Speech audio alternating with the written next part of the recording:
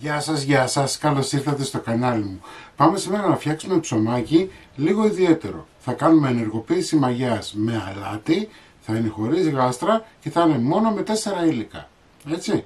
Μην ξεχνάτε να κάνετε κοινοποίηση στα βίντεο μου, να κάνετε γραφούλα στο κανάλι μου. Οτιδήποτε χρειάζεται μπορείτε να δείτε στην ομάδα μας Μαγειρικές Απολαύσεις στο Facebook. Γράψτε μου ένα σχόλιο αν σας άρεσε η συνταγή μου ή από ποιο μέρος του κόσμου με βλέπετε. Και τώρα πάμε να σας δείξω τη συνταγή, την εκτέλεση και τα υλικά. Σε ένα μπολ θα βάλουμε 750 γραμμάρια νερό. Θα κάνουμε την ενεργοποίηση της μαγείας γιατί θέλουμε να έχουμε αργή ορίμανση. Το φακελάκι το ανοίγω μπροστά σας γιατί ξέρω ότι πολλοί θα είσαστε δύσπιστοι.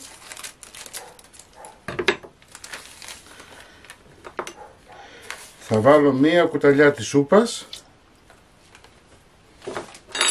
Θα ανακατέψω.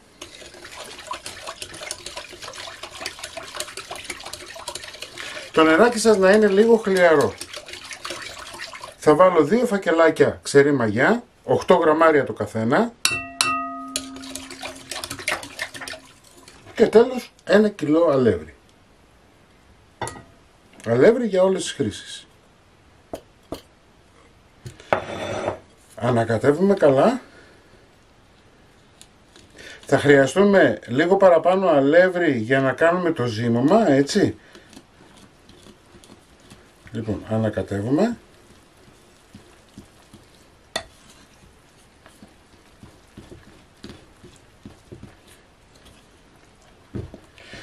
Η ζύμη μας τα κολλάει στα χέρια.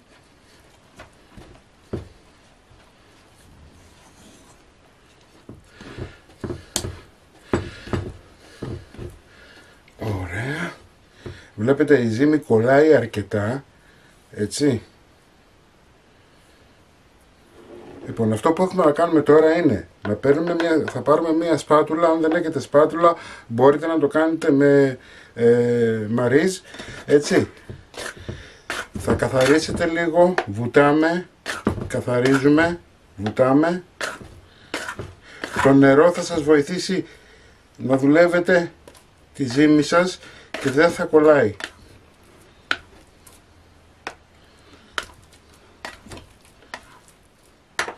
Σκεπάζετε με μία πετσέτα και αφήνετε για 40 λεπτά να διπλασιαστεί.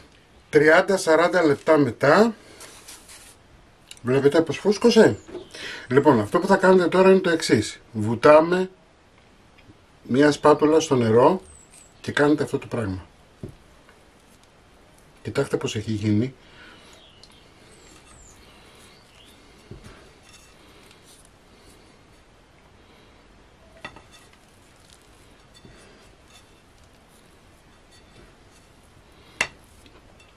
Όταν σας κολλάει η σπάτουλα θα βάζετε νεράκι και θα κάνετε αυτό το πράγμα.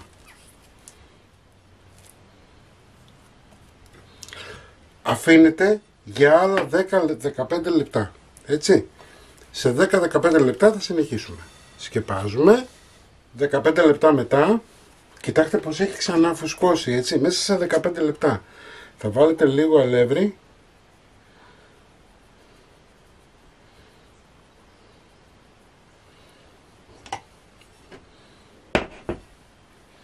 Θα βάλουμε και στον πάγκο μας.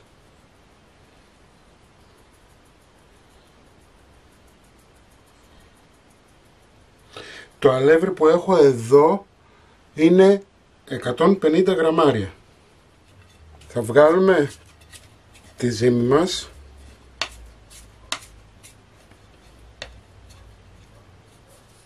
Κοιτάξτε είναι.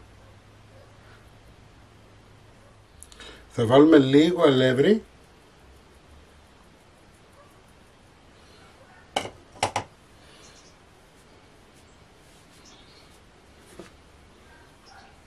Και θα κάνετε διπλώματα τώρα. Βλέπετε, τραβάμε και διπλώνουμε.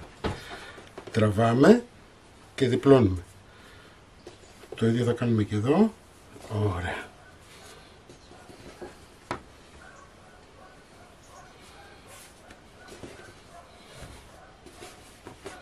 Θα ζυγίσουμε και θα βγάλουμε 2 φρατζολάκια.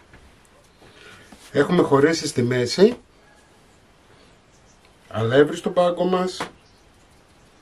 Έτσι, μην το παρακάνετε, δεν θέλει πάρα πολύ. Θέλει τόσο για να μην σας κολλάει στα χέρια.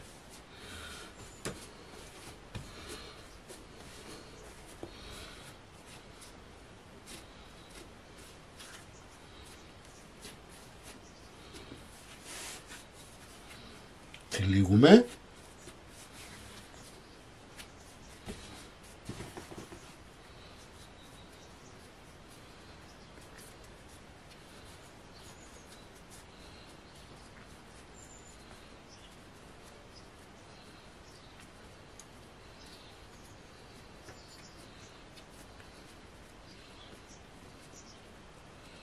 Φτιάχνουμε ένα φραντζολάκι.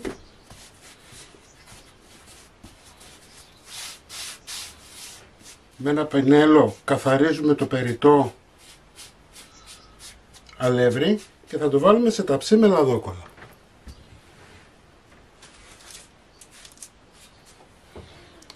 Το ίδιο θα κάνουμε και με το άλλο. Θα το απλώσουμε, καθαρίζουμε με ένα πινέλο το αλεύρι, το υπερβολικό, και το βάζουμε σε λαδόκολλα. Το αλεύρι, όπως είδατε, δεν το χρησιμοποίησα όλο, πήρα από αυτό γύρω στα 70 γραμμάρια, το μισό δηλαδή. Εντάξει, θα διορθώσουμε λιγάκι και σε αυτό το σημείο θα σκεπάσουμε και θα ανάψουμε το φούρνο μας στους 200 βαθμούς αντιστάσεις μέχρι να προθερμανθεί. Αφού περιμέναμε και ζεστάθηκε ο φούρνος, τα ψωμάκια μας είναι έτοιμα. Ψεκάζεται με νερό και με ένα ξηραφάκι.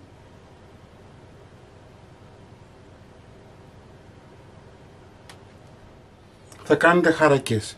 Ψήνουμε 10 λεπτά στους 200 βαθμούς και μετά χαμηλώνετε στους 180 και συνεχίζετε το ψήσιμο μέχρι να το δείτε να πάρει ένα ωραίο χρώμα. Τα ψωμάκια μας είναι έτοιμα. Να σας ανακεφαλαιώσω λιγάκι για το θέμα του ψησίματος. 10 λεπτά σε προθερμασμένο φούρνο στους 200 βαθμούς και μετά θα χαμηλώσετε στους 180 βαθμούς πάλι αντιστάσεις για 40 με 50 λεπτά, είναι ανάλογα τη δύναμη του φούρνου σας. Το ψωμάκι, όπως βλέπετε, είναι έτοιμο. Θα το αφήσουμε να κρυώσει. Εντάξει. Και στην αρχή του βίντεο θα το δείτε και κομμένο. Μην ξεχνάτε να κάνετε κοινοποίησεις στα βίντεο μου, να κάνετε εγγραφούλα στο κανάλι μου. Οτιδήποτε χρειάζεται μπορείτε να έρθετε στην ομάδα μας, μαγειρικές απολαύσεις στο Facebook, και εμείς θα τα ξαναπούμε πάλι με ένα επόμενο βίντεο. Γεια και χαρά σας!